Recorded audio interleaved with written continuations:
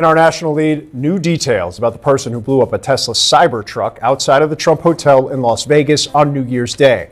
Law enforcement officials believe Matthew Livelsberger, a decorated active-duty Army Special Forces sergeant, rented the truck and was in it when the explosion occurred. Police are still waiting on final DNA confirmation because the body was, quote, burnt beyond recognition. The sheriff of Las Vegas Police Department added this.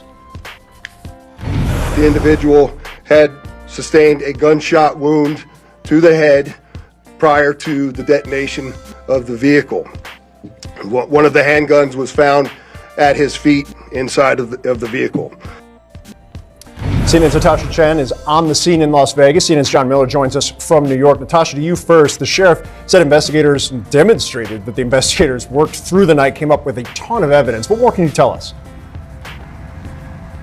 Yeah, at the press conference, Phil, they showed pictures of these charred pieces of evidence. There are two semi-automatic handguns that they found that they said were legally purchased just very shortly before this explosion happened on New Year's Day. They found the person's military ID, a passport, fireworks, an iPhone, smartwatch, credit cards, saying that most of the material in there was to help fuel a greater explosion. But again, that it was contained did less damage than it could have done because authorities credit the construction of the Cybertruck itself. And I did talk to a couple of guests, though, who felt the shaking from that explosion all the way up above 40 floors up in the hotel. They said there was even smoke billowing into the stairwell out of the elevator doors. Here is one of the investigators speaking at the press conference about the nature of that explosion. I just want to be careful with my language here, but the level of sophistication is not what we would expect from an individual with this type of military experience. And then that truck was seen on surveillance video going up and down Las Vegas Boulevard that same morning, and then the hour before the explosion, actually circling around here in front of the hotel and actually drove up and through the valet area and then came back for that explosion that we're talking about. Definitely very frightening moments for people inside, but did not do any damage to the glass at the front of the hotel at all. Phil. Which is remarkable when you see the video of that explosion. John, the police laid out a sequencing here. I think that was news, at least for me while watching it, that the individual was shot in the head, then the explosion occurred afterwards. Can you explain kind of the sequence of events here? So one of the things that we were wondering about yesterday is how does someone roll up in a car, start the fuse or detonation process of this conflagration of flames and heat, and then just remain in the driver's seat.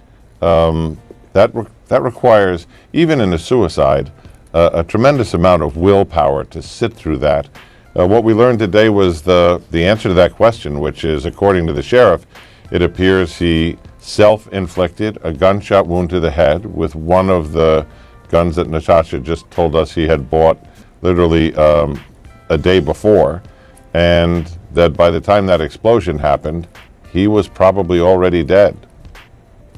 John, the FBI spent hours at a Colorado Springs home they say was related to the explosion, still looking into whether this was terrorism. I think what's striking about, particularly in contrast to the New Orleans attack, where the profile very much fits with kind of what we've seen over time related to somebody who was radicalized by ISIS, there are a lot of questions that we don't have answers to in terms of motive right now. What do you know? Well, one of the things that's been so time-consuming about these searches is not just putting together the documentation to get a federal judge to sign off on the warrant, but also when they were on the line of thinking that these might be connected, that they might be both connected to terrorist groups, that they might be connected to other accomplices.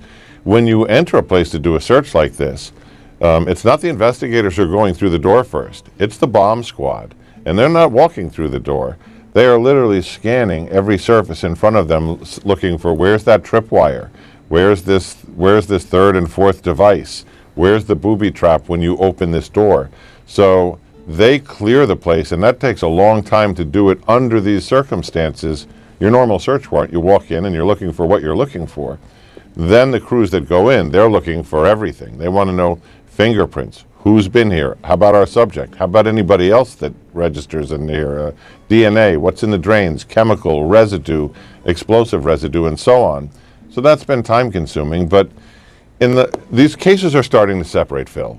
We're seeing New Orleans start to look like what New Orleans is, which is a self-radicalized individual who took it upon himself to say, I'm doing this on behalf of ISIS.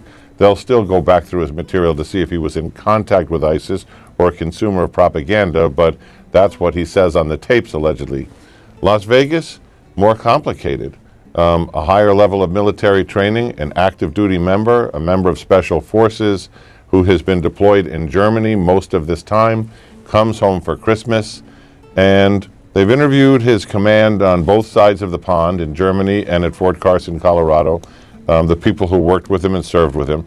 They've also interviewed family members, his wife, his mother included, and they are starting to get a picture of issues that came up within the family situation, part of the pressures of long-term deployments and other things that might make this more personal and more suicide than anything else.